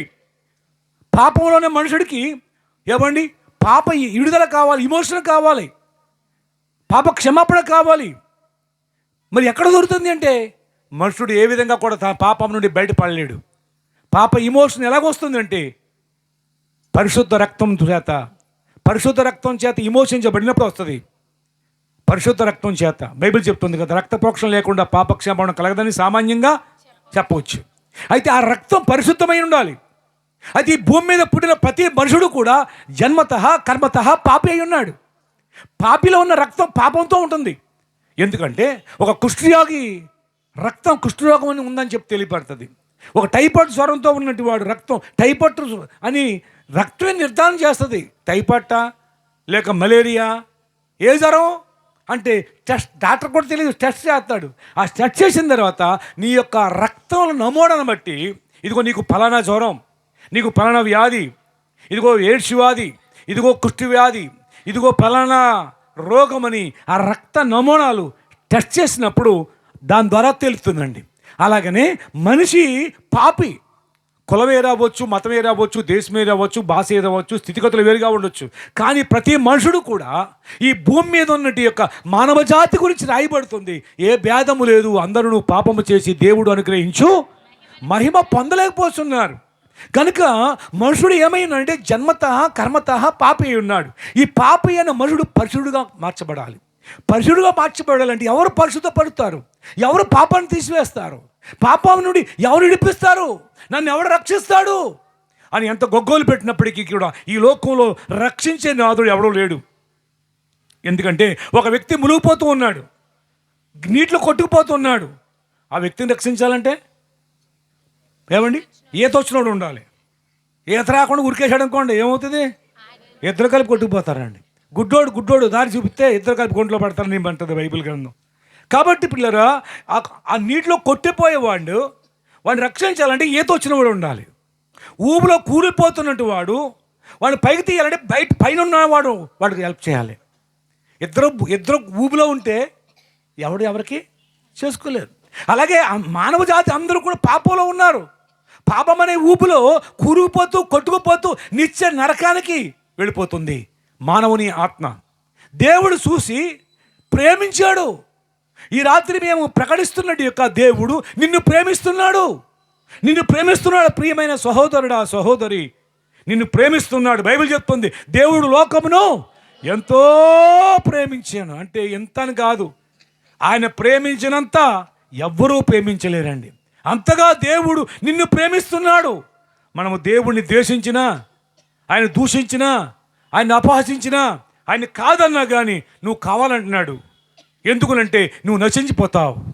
నీ పాపానికి పరిహారం ఇవ్వడానికి నేను వచ్చాను అని 2000 సంవత్సరాల క్రితం యేసు అనే నామంతో, క్రీస్తు అనే దేవునితో ఈ లోకంలో లోకరక్షకుడు ఈ లోకానికి వచ్చాడు. 33.5 సంవత్సరాలు జీవించి 3.5 సంవత్సరాలు సువార్త ప్రకటించాడు. ఎలాగా ప్రకటించి ఆయన దుష్టుల చేతికి అప్పగించబడి ఆయన శిలువలో ప్రాణం పెట్టాడు. అందుకోసం వచ్చాడు. ఆయన ప్రాణం పెట్టడానికి వచ్చాడు, రక్తం చిందడానికి వచ్చాడు. ఆయన రక్తం చిందించాలంటే నరుడు కావాలి. దేవుడు గమనించండి, దేవునికి మనకమలే రక్తమాంసాలు ఉండవు. దేవుడు ఆత్మరూపుడై ఉన్నాడు. బైబిల్ చెప్తుంది దేవుడు ఆత్మరూపి, రక్తమాంసాలు ఉండవు దేవుడికి. దేవుడు ఒక మనిషిలాగో ఏదో ఒక రూపంలో లేడు, కానీ ఆత్మరూపుడై ఉన్నాడు. ఈ ఆత్మరూపుడైన దేవుడు మరి మనిషి కొరకు రక్తం కాల్చవలసిన అవసరం వచ్చింది. అందుచేత మనుషుడుగా ఈ లోకానికి మనిషి కుమారుడుగా వచ్చాడు. వచ్చి 33.5 సంవత్సరాలు అంటే యవ్వన కాలం ఆయన దుష్టుల చేతికి అప్పగించబడి ఆయనను సిలువేయబడినప్పుడు ఆయన రక్తమంతా సిలువలో వేలాడి ప్రాణం పెట్టాడు, రక్తమంతా చిందించాడు. దాన్ని ఏమన్నారంటే గుడ్ ఫ్రైడే. ప్రపంచంలో మంచి శుక్రవారం అనే మాట క్యాలెండర్స్లో వస్తుంది చూడండి. ప్రపంచమంతా ఇది మంచిది అనేది చూస్తే ఏదైనా ఉంది అంటే అది గుడ్ ఫ్రైడేయే. అదే మంచి శుక్రవారం, శుభ శుక్రవారం. అవునండి. ఎందుకంటే దేవుడు నరుడు కోసం పరలోకాన్ని విడిచిపెట్టి, పుణ్యలోకాన్ని విడిచిపెట్టి, ఆ నిత్యత్వాన్ని విడిచిపెట్టి, ఆ ఉన్నతమైన లోకాన్ని విడిచిపెట్టి నీ కోసం, నా కోసం ఈ పాపిష్టైన భూయిష్టమైన డీక మనిషిని వెతికి వెతికి వెతికి ఈ లోకానికి వచ్చి మన పాపములన్నీ ఆయన మీద వేసుకుని ఆయన యొక్క పరిశుద్ధతను నీలోకిచ్చి మనల్ని పరిశుద్ధపరిచి పాప క్షమాపణ కలగజేసి మనల్ని అందరినీ పరలోక రాజ్యానికి వారసులుగా చేయటానికి ఆయన లోకానికి వచ్చాడు. ఆయన లోకానికి వచ్చి ప్రాణం పెట్టాడండి. ఈ రాత్రికాల సమయంలో నేను ప్రకటిస్తున్నట్టుగా నజరుడైన యేసు ఆయన ఈ రాత్రి నిన్ను ప్రేమిస్తూ ఉన్నాడు. నీకోసం ప్రాణం పెట్టాడు. ఆయన ప్రాణం పెడతానికి వచ్చాడు, ప్రాణం పెట్టాడు, ఆయన మరణించాడు, రక్తం కార్చాడు, ఆయన సమాధి చేయబడి 3 రోజులు లేచాడు. అనేకులు కనిపించాడు. ఆయన తిరిగి పరలోకానికి వెళ్ళాడు. వెళ్తూ ఒక మాట చెప్పాడు, నేను అక్కడ మీకు స్థలం సిద్ధపరుస్తాను పరలోకంలో, నా దగ్గరికి మీరు కూడా ఉండినట్లుగా నేను మళ్ళీ వచ్చి మిమ్మల్ని తీసుకెళ్తాను. ఈ లోపల ఇంకా ఎంతోమంది ఉన్నారు కదా, వారికి ఈ రక్షణ తెలియదు, ఈ మార్గం తెలియదు, వారికి మీరు తెలియపరచండి, మీరు ప్రకటించండి, సువార్త ప్రకటించండి అని ప్రభుని యేసుక్రీస్తు 2000 సంవత్సరాల క్రితం అక్కడ కొద్దిమంది శిష్యులకు అప్పగించాడు ఈ బాధ్యత. ఆ శిష్యులు ప్రపంచం అంతా వెళ్ళారు. అందులో శిష్యుడు మన దేశం వచ్చాడు మొదటి శతాబ్దంలోనే. ఆయన సువార్త ప్రకటించి ప్రాణం పెట్టాడు, హతసాక్షి అయిపోయాడు. ఆ తర్వాత ఎంతో మంది ఆ సువార్తను విని వేల మందిగా, లక్షల మందిగా ప్రభువుని నమ్మి సువార్త ప్రకటిస్తూ వచ్చారు. ఇప్పుడు కోట్ల మందిగా, ప్రపంచవ్యాప్తంగా 750 కోట్ల మంది అని అంటాం. సుమారు సగం కంటే ఎక్కువ మంది యేసుని వెంబడించినట్టు వారు, యేసుని సురక్షకుడుగా అంగీకరించి పాపక్షమాపణ పొంది పరలోక రాజ్యమునకు సిద్ధపడుతున్నట్టు వారు 400 కోట్ల ఇంచుమించులో యేసు ప్రభుని నమ్ముకున్నారు. అర్థమైంది. ఒకప్పుడు నాకు కూడా యేసు ప్రభు అంటే నేను ద్వేషించాను, త్రోసివేశాను, అపహసించాను, యాలం చేశాను, నమ్ముకున్న వాళ్ళని ఎక్కిరించాను. కానీ నా పరిస్థితి ఏమైందో తెలుసా? ప్రభునందు పిల్లరా, ఆయనే నాకు గత్యంతరం ఇవ్వాడు. ఆయన లేక ఏ గతి లేదు నాకు. బైబిల్ చెప్తుందండి, చూడండి, 2 మాటలు చదివించి ముగిస్తాం. కీర్తన గ్రంథం 46వ అధ్యాయం మొదటి వచనం. కీర్తన గ్రంథం 46వ అధ్యాయం మొదటి వచనం. దేవుడు మనకు ఆశ్రయమును దుర్గమునై ఉన్నాడు. ఆపత్కాలములో, ఎప్పుడమ్మా? ఆపత్కాలం. మానవ జీవితంలో ఎన్నో ఆపత్తులు వస్తాయండి. ఆపత్కాలములో ఆయన నమ్ముకొనదగిన సహాయకుడు. ప్రభునందు పిల్లరా, ఆపత్కాలములో ఆయన ఆదుకునేవాడు. ఆయన ఆపత్కాలములో నమ్ముకోదగిన సహాయకుడు. ఆపత్కాలములో ప్రియ సహోదరి, ఏ ఆపదలో నీ ఉన్నావో నాకు తెలియదు, ఎలాంటి యొక్క ఆపదలో ఉన్నావో తెలియదు, కానీ నీ ఆపత్కాలములో నమ్ముకోవటానికి సరిపోయే దేవుడు ఉన్నాడండి. లోకమైతే అంటుంది ఇది నీ కర్మ అంటుంది, కానీ ప్రభు అంటున్నాడు నేను ఉన్నాను నిన్ను ఆదుకోవటానికి అంటున్నాడు. నా వైపుకి రా, నా వైపు తిరుగు, నేను నిన్ను ఆదుకుంటాను, నేను నిన్ను రక్షిస్తాను, నీ రక్షణ, నా రక్షణ నీకు కలగజేస్తాను, నీకు పాపక్షమాపణ ఇస్తాను, పరలోక రాజ్యానికి వారసులుగా చేస్తాను, ఈ భూమి మీద నీ జీవితంలో శాంతిని కలగజేస్తాను, సమాధానం కలగజేస్తాను. అంతేకాదు 119వ కీర్తన 50వ వచనంలో చూసినప్పుడు, నీ వాక్యము నన్ను బ్రతికించింది. గమనించారా? వాక్యం ఏంటి, బతికించడం ఏంటి? నీ వాక్యము నన్ను బ్రతికించింది. ఒక ఆయన మనశ్శాంతి లేక, నెమ్మది లేక చనిపోవాలనుకుని ట్రైన్ కిందే పడి చచ్చిపోవాలనుకుని ట్రైన్ వస్తూ ఉండగా దానికి ఎదురుగా నడుచుకుంటూ వెళ్ళిపోతున్నాడు. అది గుద్దితే నేను చనిపోతానని. ఇంకా దరికి వచ్చే సమయంలో ఒక పేపరు ఎగురుతో వచ్చి మొక్క మీద పడిందంట. అది తీసినప్పటికీ దాంట్లో ఒక మాట రాయబడింది, నీ కాలమునకు ముందుగా నువ్వు ఎలా చనిపోతావు. ఇదే నేను చచ్చిపోతున్నట్టు ఇదెవడు రాశాడు, ఇది ఎప్పుడు వచ్చింది, ఇదేంటి ఇది ఇలాగంటుంది, ఇది ఏంటో దీని సంగతి అంతా చూడాలని చెప్పి పక్క వెళ్ళిపోయాడు. ఇలా ట్రైన్ వెళ్ళిపోయింది. అప్పుడు చదివినప్పుడు ప్రసంగ గ్రంథంలో 7వ అధ్యాయంలో మాట అక్కడ పెట్టి రాయబడింది. అప్పుడు దాని గురించి ఆలోచన చేసినప్పుడు ప్రభు ఆయనతో మాట్లాడుతున్నాడు. దేవుడు ఆయన రక్షించాడు. నీ కాలం ఒకటి ఉంది, నీకు కాలం ఒకటి ఇచ్చాడు. ఈ రోజున అనేక మంది ఆత్మహత్యలు చేసి ఉంటున్నారండి. ఆత్మహత్యలు చేయడం కారణం ఏంటి తెలుసా? ఏమండి, ఆత్మహత్య చేయడం కారణం తెలుసా అండి? ఆ కులమని లేదు, ఈ కులమని లేదు, ఆ మతమని లేదు, ఈ మతం, అన్ని రకాలుగా ఉన్నట్టు వారిలో ఎంతోమంది ఆత్మహత్యలు చేసుకుంటున్నారు. ఆత్మహత్యలు చేయడం కారణం వాళ్ళు ఏం చెప్తారో తెలుసా? నాకు నెమ్మది లేదండి, నాకు శాంతి లేదండి, నాకు సమాధానం లేదండి, నా సావు కారణం ఎవరో కాదండి అని వాళ్ళు లెటర్ రాసి మరి చచ్చిపోతున్నారండి. బైబిల్ ఏమంటుంది తెలుసా? నీ కాలమునకు ముందుగా నువ్వు చనిపోవాల్సిన అవసరం లేదు. నువ్వే స్థితిలో ఉన్నావు, అశాంతిలో ఉన్నావా, అసమాధానంలో ఉన్నావా, వాక్యం చెప్తుంది, ఇదిగో నా శాంతిని నీకు అనుగ్రహించి విడుస్తున్నాను, నా శాంతిని నీకు ఇస్తున్నాను అంటాడు 14:27లో. అంతేకాదు యోహాను రాసిన మొదటి పత్రిక 2:2 యేసుక్రీస్తు సర్వలోకమునకు శాంతికరమై ఉన్నాడు. ఏమండి, ఆయన ఎవరికి? సర్వలోకమునకు శాంతి. మనం మాత్రమే కాదు, సర్వలోకమునకు ఆయన ఏమై ఉన్నాడు అంటే సర్వలోకంలో మానవ జాతికి కలగజేయటానికి సరిపడా శాంతి నా దగ్గర ఉంది అంటున్నాడు. శాంతి ఎక్కడ దొరుకుతుందో తిరుగుతున్నారండి మనుషులు. ఎక్కడ దొరుకుతుంది? అది కొట్టులో దొరకదు, మనుషుల దగ్గర దొరకదు, ఎక్కడ తిరిగితే దొరకదండి. అది కులాల్లో దొరకదు, మతాల్లో దొరకదండి. ఎక్కడ దొరుకుతుందండి? యేసు ప్రభు దగ్గర దొరుకుతుంది. యేసు ప్రభు దగ్గర సంపూర్ణమైన యొక్క శాంతి ఉంది, నెమ్మది ఉంది, సమాధానం ఉంది, పాప క్షమాపణ ఉంది.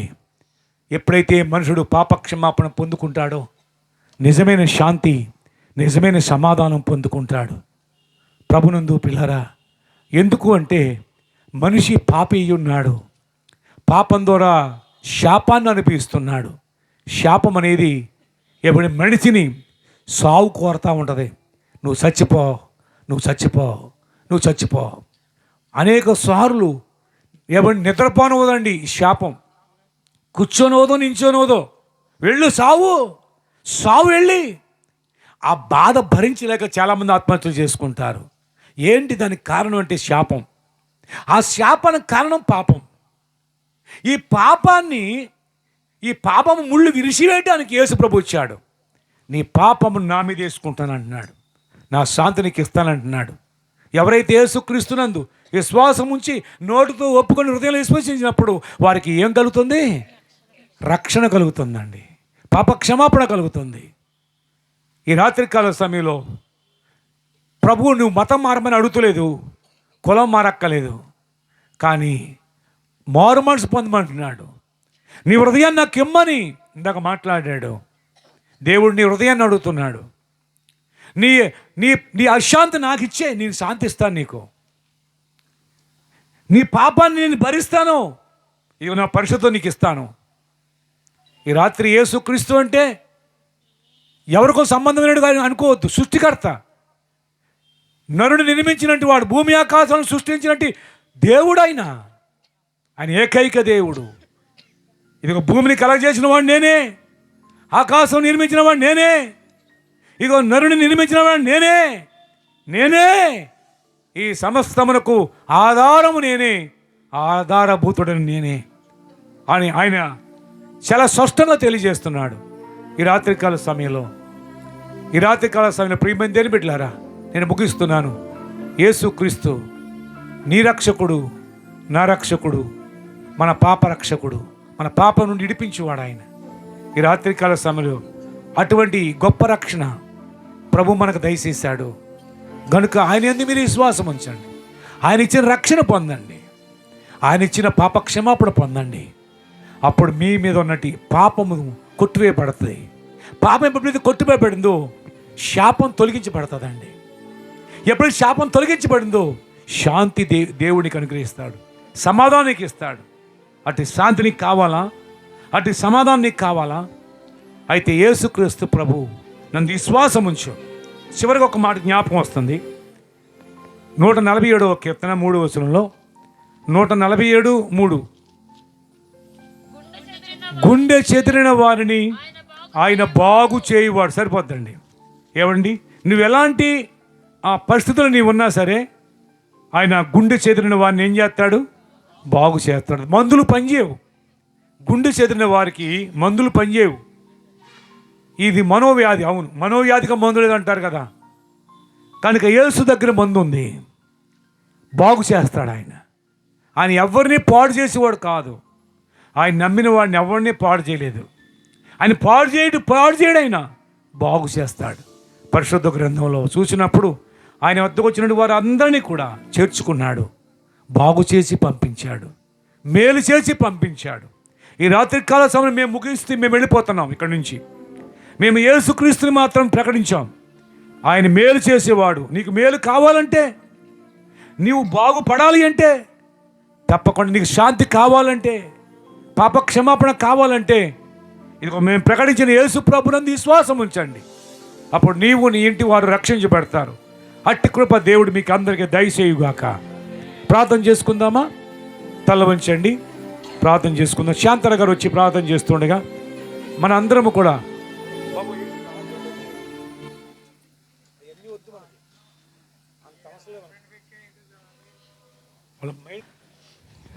ఇశ్రాయేలు పరిశుద్ధ దేవుడైన సృష్టికర్త అయిన యెహోవా సెలవిచ్చుచున్న మాట, నాయన తండ్రి నీకు స్తోత్రాలు నాయన.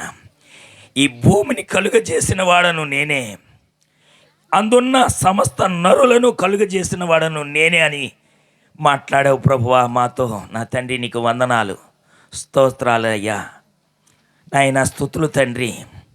మానవులమైన మేము నాయన ప్రభువా తండ్రి నాయన మహిమను కోల్పోయి నాయన పాపములో పడి మార్గాలు చెరిపేసుకుని నేను విడిచిపెట్టి భ్రష్టులమయ్యామని పాపులమయ్యామని మాతో మాట్లాడావు ప్రభువానికి స్తోత్రం.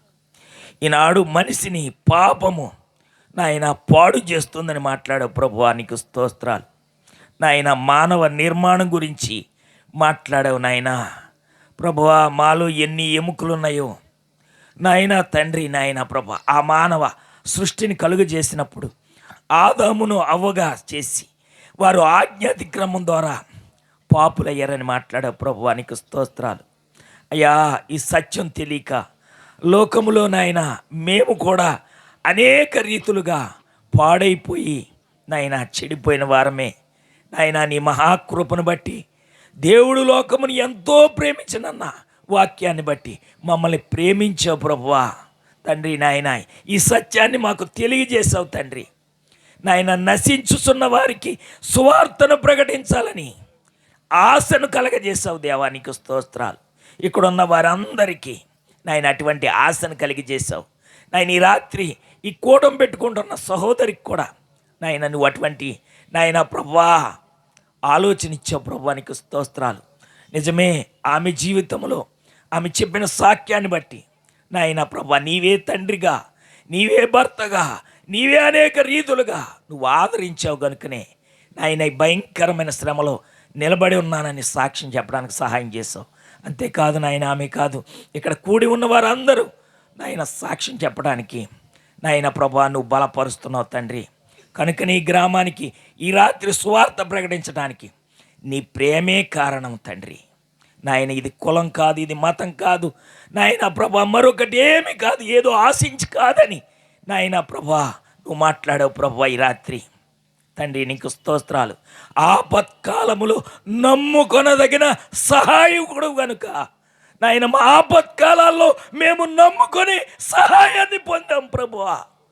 నీ సహాయాన్ని పొందాం కనుక నాయన నశించుతున్న ఆత్మలకు నాయన ప్రభా నీ వార్తను చాటాలని ఆశ కలిగి ప్రకటిస్తున్నాం తండ్రి. నీకు స్తోత్రాలు. గుండె చెదిరిన వారిని బాగు చేసావు ప్రభువా. మరణపాత్రులమైన మా జీవితాలకు ఆశ్రయమయ్యావు తండ్రి. నాయన ప్రభా ఆధారమయ్యావు దేవా. నీకు స్తోత్రాలు. కనుకనే ఆధారమైన దేవుణ్ణి లోకానికి ప్రకటించాలని ఆశ కలిగి చేస్తున్నాం తండ్రి. నీకు స్తోత్రాలు. పరిశుద్ధుడా సహాయం చేయండి. మీ దాసులు మాట్లాడుతూ ఉండగా అనేకులు మైకి యంత్రం ద్వారా విన్నారు నాయన ప్రభా. ప్రతి ఆత్మను మీరు దర్శించండి, ప్రతి హృదయాన్ని మీరు కదిలించండి, ప్రతి కుటుంబాన్ని మీరు కట్టండి. నిజమే, శాంతి లేక సమాధానం లేక నాయన అయోమయ పరిస్థితుల్లో ప్రాణాలు కోల్పోతున్న వారికి, నాయన నశించిపోతున్న వారికి, కన్నులు నెత్తికెక్కి నాయన ప్రభా ప్రాణాలు పోగొట్టుకుంటున్న వారికి, సర్వలోకాన్ని సంపాదించి నీ ప్రాణాన్ని పోగొట్టుకుంటే ఏం ప్రయోజనం అని మాట్లాడుతున్నా ప్రభువా.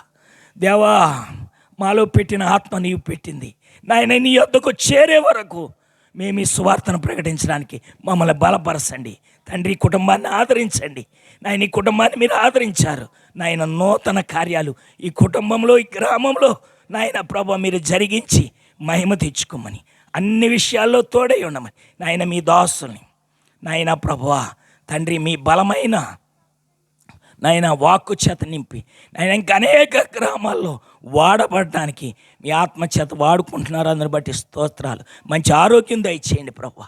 నాయన ఈ రాత్రి కూడంలో పాలు పొందిన ప్రతి ఒక్కరికి మంచి ప్రయాణాలు అనుగ్రహించి శాంతి, సమాధానము, నెమ్మది, ఆరోగ్యాలు ఇచ్చి మహిమ తెచ్చుకోమని నజరేయుడైన యేసుక్రీస్తు నామములో ప్రార్థించి స్తుతించి అడిగి వేడుకొనుచున్నాం మా పరమ తండ్రి. ఆమెన్. చిన్న ప్రార్థన చేసి ఆశీర్వాదంతో ముగించుకుందాం. అందరూ కూడా కుటుంబం కొరకు ఒకసారి ప్రార్థన చేద్దాం. అందరం ప్రార్థన చేద్దాం. అమ్మ ఒకసారి లేచి నిలబడి తల్లి. వారి కుటుంబ సభ్యులు ఎవరైతే ఉన్నారో ఇక్కడ అందుబాటులో వారు లేచి నిలబడండి.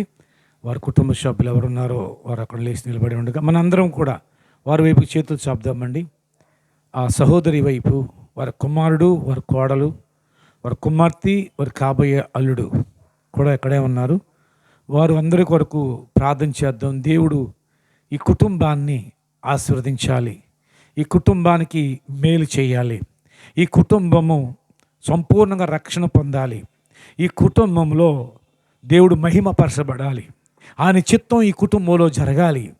ఈ సంవత్సరంలో దేవుడి కుటుంబానికి గొప్ప మేలులతో నింపినట్లు, వారి విశ్వాసం మరింతగా బలపరచబడినట్లు ప్రార్థన చేద్దాం.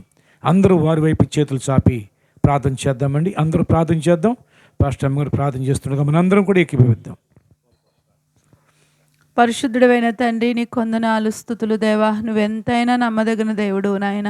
ఇదిగో ప్రభా, సహోదరి కుటుంబం కొరకు మేమందరము కలిసి మరొకసారి ప్రార్థన చేస్తున్నాం తండ్రి. నీ బిడ్డను ప్రభా ఎన్నో ఆటుపోట్ల మధ్యలో నాయన గుండె చెదరని పరిస్థితిలో ప్రభువా దేవా, నీ బిడ్డను ప్రభువా నాయన ఇదిగో జ్ఞాపకం చేసుకుని తండ్రి దేవా నాయన ఈ రోజున ప్రభువా కుటుంబముగా ఇలా నిలబెట్టుకున్నందుకు నీకు వందనాలు, స్తోత్రాలు తండ్రి. ఇంకనో సహోదరుని మీరు బలపరచండి నాయన, ధైర్యపరచండి తండ్రి దేవా నాయన. తన ఆశను తీర్చండి నాయన.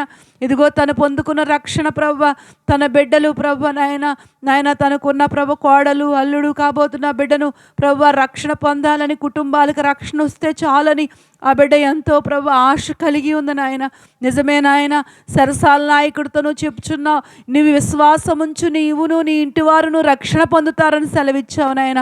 ఇదిగో నీ బిడ్డ విశ్వాసముతో ప్రభు నీ వైపు చూస్తూ ఉంటుండగా తన ఇంటి వారందరూ కూడా నాయన రక్షణ పొందడానికి సహాయము చేయండి నాయన. అనేకమైన కీడుల్లో నుంచి ప్రభా కుటుంబాన్ని ప్రభా విడిపించుకుంటూ వచ్చావు నాయన.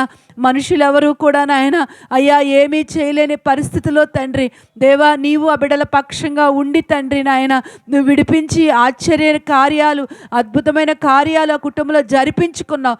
అందును బట్టి మీకు వేలాది వందనాలు, కోట్లాది స్తుతులు చెల్లించుకుంటున్నాను.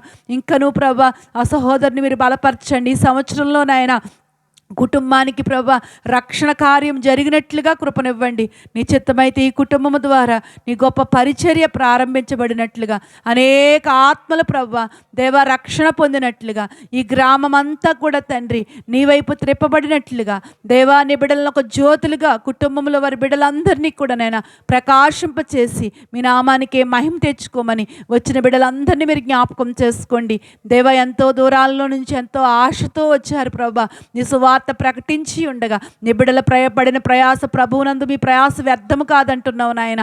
ఇదిగో నాయన నీ బిడ్డలకి ప్రభు నాయన తగిన ప్రతిఫలం నువ్వు ఇవ్వబోతున్నావు. అందుని బట్టి నీకు వందనాలు. మరలా ప్రభు నాయన ఎవరి గమ్యాలకు వాళ్ళు క్షేమంగా చేరడానికి మీరే కృపనిచ్చి సహాయం చేయమని ఈ కుటుంబాన్ని హస్తాలకు అప్పగించుకుంటుండగా నీ కృపాక్షేమములతో రక్షణ ఆశీర్వాదములతో నడిపించుకోమని యేసు నామంలో ప్రార్థిస్తున్నాను తండ్రి, ఆమేన్. అయ్యా నీ రక్షణ కూడా ఆమెకి ఇచ్చావని, రక్షణ పొందనని చెప్తుంది అయ్యా. అయ్యా నీవు ప్రభువా మాట చలవిస్తే చాలు ప్రభువా ఆ బిడ్డ బాగుపడుతుంది. నువ్వు బాగు చేసేవాడువు, మేలు చేసేవాడువు, శాంతి ఇచ్చేవాడువు, రక్షణ ప్రసాదించేవాడువు.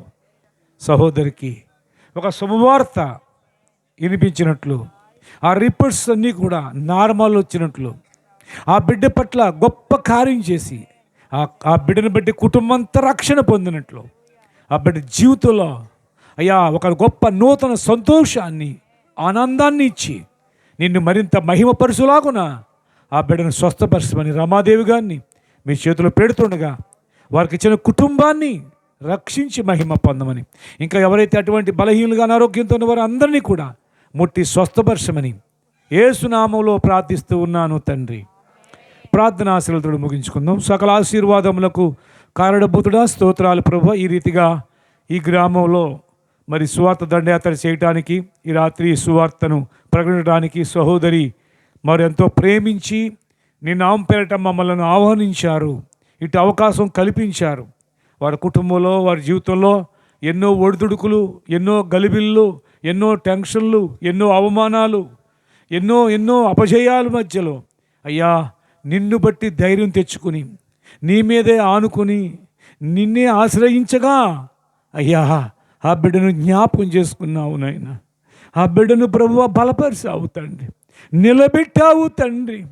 అసలు భూమి మీద ఉంటానా లేనా అనే యొక్క పరిస్థితుల మధ్యలో నేనున్నాను అని ఆ బిడ్డను బలపరిచి వారి కుటుంబాన్ని సరిదిద్ది సరిచేసి ఈ రోజుని ఇలా నిలబెట్టినందుకు మీకు కృతజ్ఞతలు చెల్లిస్తున్నానయ్యా. ఇంకా కుటుంబాన్ని దీవించునైనా, ఆశీర్వదించండి. బిడ్డల్లో కూడా రక్షణ కార్యము జరిగించండి. ఆ ప్రభువారికి ఇచ్చిన బిడ్డలందరినీ దీవించి ఆశీర్వదించి ఈ కుటుంబం అనే నాటికి అభివృద్ధిపరచండి. ఈ గ్రామంలోనే అనేకులకు ఆశీర్వాదకరంగా ఉండినట్లు ఆ కుటుంబాన్ని దీవించమని వచ్చిన బిడ్డలందరినీ దీవించునైనా. వారు ఎంతో ఆసక్తితో అయ్యా నీ పక్షంగా నిలబడి నిన్ను స్తుతిస్తూ వెళ్ళారు. నీ పక్షంగా నీ లేఖనాలలో నుండి సువార్తను ప్రకటించారు. సువార్త ప్రకటించే వారి పాదములు పర్వతం మీద సుందరమైనవి అన్నట్లుగా అయ్యా కొంతమంది ప్రకటిస్తే, కొంతమంది ప్రార్థిస్తే, కొంతమంది సాక్షిగా నిలబడ్డారు ప్రభువా. వారందరూ ప్రభు నీ సువార్తలో పాలు పొంది ఉండగా వారందరినీ దీవించు తండ్రి. వారి ప్రయాసకు తగిన ప్రతిఫలముగా అనేక ఆత్మలను అనుగ్రహించి అనేక హృదయాల్లో ఈ శ్వాసము కలగజేసి ఈ శ్వాసం పుట్టించి రక్షించి నాయన ఈ గ్రామమునకే శాంతినివ్వండి, ఈ గ్రామంలో సమాధానం ఇవ్వండి, ఈ గ్రామానికి మేలు చెయ్యండి, ఈ గ్రామ నాయకులను రక్షించండి, ఈ గ్రామ అధికారులను రక్షించండి, ఈ గ్రామంలో పెద్దలైన వారిని కూడా రక్షించు తండ్రి. ఈ గ్రామ ప్రజలందరికీ కూడా ఆయురారోగ్యాలను ఇవ్వండి. నీ గొప్ప రక్షణ ఇచ్చి ఈ గ్రామం సస్యశ్యామలముగా అయ్యా పాడి పంటలతో ప్రభు ఈ గ్రామం శాంతి సమాధానముతో ప్రభువా గొప్ప నీ ఆశీర్వాదం ఈ గ్రామానికి అనుగ్రహించమని, ఈ కుటుంబం ఈ గ్రామంలో ఆశీర్వదకరంగా ఉంచమని, కూడి వచ్చిన ప్రతి బిడ్డ ప్రతి కుటుంబము నీకు సాక్షులుగా నిలబెట్టి బలపరిచి దీవించి ఆశీర్వదించమని ఎంతవరకు కాసి కాపాడిన తండ్రి ఇక ముందు కూడా కాసి కాపాడమని ప్రకటించిన ప్రతి మాట ఫలింపచేసి మహిమ తెచ్చుకోమని యేసు నామములో ప్రార్థన చేస్తున్నాను మా పరమ తండ్రి. మన తండ్రి అయిన దేవుని ప్రేమయు, మన రక్షకుడైన యేసుక్రీస్తు వారి యొక్క కృపయు, పరిశుద్ధాత్మ యొక్క అన్యోన్య సహవాసము సన్నిధి ఇప్పుడు ఎల్లప్పుడూ ఇక్కడ కూడిన మాకు నీయందు ఈ శ్వాసముంచిన బిడ్డలకు సదా తోడై కడ వరకు నడిపించి ఆదరించి ఆశీర్వదించును గాక. దేవుడు మిమ్ములను మీ కుటుంబములను దీవించును గాక. ఆమేన్, ఆమేన్, ఆమేన్. అందరూ కూడా